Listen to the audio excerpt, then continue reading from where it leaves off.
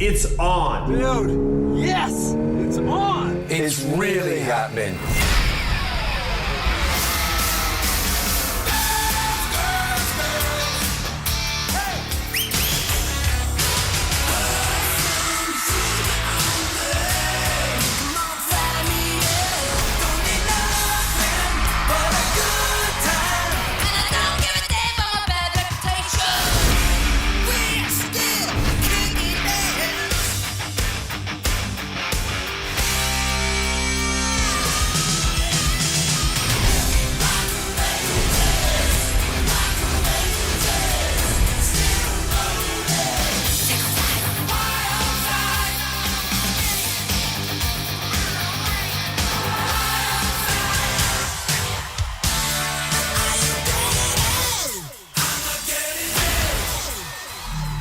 The biggest North American stadium tour. Oh, it's on. Is happening. And it's happening this summer.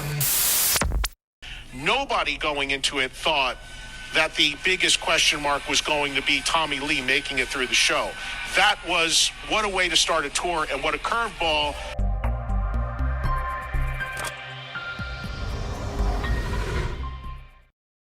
Tommy Lee didn't let his broken ribs get in the way of his reunion with fellow Motley Crue bandmates after a nearly 7-year hiatus on Thursday. Even though the iconic drummer only lasted 5 songs into the band's hotly anticipated reunion kickoff tour at Truist Park in Atlanta, Georgia, it was actually 5 more songs than his doctor ordered. In true Lee fashion, the musician ignored the doctor's advice and went ahead with his performance during the band's opening night alongside Def Leppard, Poison, and Joan Jett and the Blackhearts. After soldiering on through 5 tracks on the drums, Lee's pain was too much for him to handle. "Man, y'all ain't gonna believe this," he wrote on social media ahead of the gig. "I broke 4 effing ribs.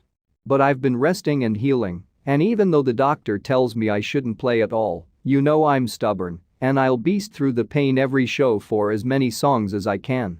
Lee revealed he had Black Sabbath and Ozzy Osbourne's drummer Tommy Clufetto save the show until he's back at 100%. "We've all been waiting years for this moment, and there's no way I'm missing this." On with the show, Lee added, "What I gotta tell you is, about 14 days ago, I fucking broke, not 1, not 2, not 3, but 4 fucking ribs, right here. I know, I wish I had a fucking badass story like me and Conor McGregor fucking scrapping out at some fucking bar or something, but I don't. Anyway, I hope you guys have a fucking great time. And my boy Tommy Clufetto's back here. He's gonna help me get through this because the doctors told me no playing, bro, no playing. And I was like, are you fucking high, bro? We got a fucking tour to do. So, anyway, I ain't fucking sitting out for shit. My boy's gonna help me out here, and I'll see you guys later. On with the goddamn show. Okay, let's do it. So let's turn it over to you on the phones. I imagine the bulk of this will be about the first night of the stadium tour, as I expect. But if you got something else, that's cool too, because it is officially free for all, which means anything you want. We begin with the Bronx, New York, and Joey as our first caller. Hey, Joey. Hey, Eddie. Thanks for taking the call. Once again, I love you, and I don't go a day without getting my 2 hours of Trump Nation in, just so you know. Thank you, Joe. I am calling about this stadium tour. I was very angry. I'm not as angry now. I'm very hurt. And especially after hearing what you just said, that Nikki, I guess, put out some statement, that spare rib statement thing you just read. The thing is, I have to remind everyone, this happened on the farewell tour as well, where Tommy had an injury, definitely a legitimate injury on his hand, and Glenn Sobel, who's actually playing with Alice Cooper right now, subbed, and then Tommy came out and did Home Sweet Home. I'm so fucking sorry, man. I woke up at like 3 in the morning with fucking tendonitis, man. I got a fucking shot, and the doctor's like, dude, you need to fucking chill the fuck out for a minute. So I just wanted to say I'm sorry. Fuck, I don't even know what to say. This shit just fucking happens, man. Anyway, I love you guys. And Glenn is back there from Alice Cooper, fucking killing shit. So fucking give it up for my man. All right, y'all. Have fun. I'll see you in a little bit.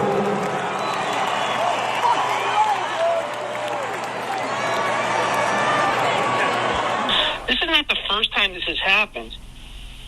The thing that gets me, and I feel very betrayed. I'm a true Motley Crue fan. As far as like, I go back to Alistair Fiend. You said a couple times, Motley's playing outside the daylight. They started at the US Festival in the daylight, and it was extraordinary. Mm-hmm. But the thing that's I think is terrible. I think first of all, I think Vince Neil is owed a massive apology by the public who didn't believe that he would pull this off, because he looked great and he did a great job.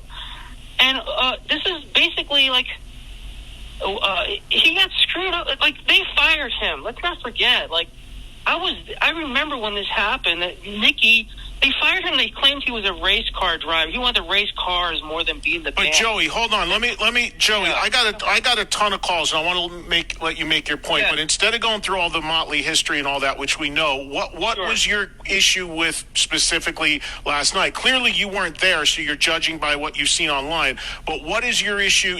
Why are you upset about what happened or what you think happened or saw last night? Tommy Lee should have been on that stage at all times. The band is about personalities, not as much about musicianship. He should have been on that. If he wants to be on a bungee cord and do TikToks with his wife, TikToker, he can do that on a side screen for everyone. This is about personalities. People want to see Nicky, Tommy, Vince, and Mick, who, by the way, did a great job, on that stage performing. They don't want Tommy Lee walking away. This was about, when you say the future's ours, they're hearkening back to like that class of 1984 movie, I Am the Future, the Alice Cooper tune. They're just going back into the old Too Fast for Love vibe, which, by the way, they did bring some of those songs back, which is wonderful. But yeah, what I'm upset, Tommy Lee should have been on that stage at all times for the audience in some way, form. Even if you had to go borrow that throne that Dave Grohl and Axl Rose used, you had to be up there. Phil Collins is up on stage on an office. Yeah, but what's it? But Joey, what's it? Shape. Joey, just playing devil's advocate. What's he going to do? Like, what would he? Okay, so he's on the stage. Is he going to shake a tambourine? Like, what is he going to do? He's a drummer. He doesn't really sing much. What would he do out there? It would be awkward for to have him there running around and dancing around when he's not playing drums. Yeah, well, I'm going to tell you this, Eddie. I'm a drummer for 30 years. I have not broken my ribs, but I know how Tommy plays. I watched how he played last night, how aggressively he played and how he came out and did his shtick. I've stood out in concerts with Billie Eilish. I can barely walk to the car after that. He was walking around just fine. I think he's clean and sober right now. I'm not buying that he's in terrible, drastic, 4 broken ribs pain. Maybe he is, but I just don't believe it. I believe he's hurt, maybe, but I don't believe it, Eddie. I don't. They lied about the contract. They lied about Vince being a race car driver. I think they're lying about this. All right, Joey, I got to run.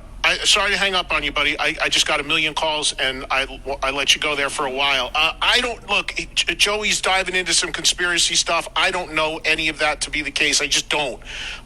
What Joey does bring up that's interesting, though, is those first 4 or 5 songs, Tommy was playing pretty well and didn't appear to be grimacing or favoring or holding his side or anything. I don't know. When he got up and did walk around to the crowd, I guess he did kind of hold his side a little bit.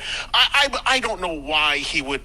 I can't buy that he would not legitimately be hurt. There's no reason for that. Now, we all know there's a lot of dysfunction in all these bands and ego politics, all that, but I don't for a minute think that's what this was about. It doesn't make sense, but it is, his point is interesting in that Tommy did play a good, like whatever it was, 4 or 5 songs and seemed to power through and play as hard as he usually plays. I don't know. For him to stay out there, that would be awkward. I don't want to see the guy running around or walking around or clapping his hands while the band is playing. I mean, that doesn't make any sense to me. I wouldn't want that. If he can't do it, he's got to, wave goodbye, whatever. I think that's if it's all on the up and up, then yeah. And I don't have any reason to believe it's not, but I think that's the best way they could have handled it. But the point of it is they knew that this could be a factor because you don't have a drummer rehearsed and ready to go unless he was there anyway in case of the COVID protocol, having a backup guy with Tommy Clufetos coming in. I don't know. But it just still blows my mind. And it just makes me laugh that for 2 years I've been talking to people and you guys about Vince Neil. And the first show where the world is focused on Vince Neil. And I kept saying the whole time, listen to every response to people who called in on any of my shows about Vince. You know, there's a lot of other variables here. The first show, Vince is out there having a blast. Holding the mic out, letting the crowd sing half the stuff like he does. So he had some white cape on or something. Vince just being Vince. And the world is talking about Tommy Lee today. It's unbelievable.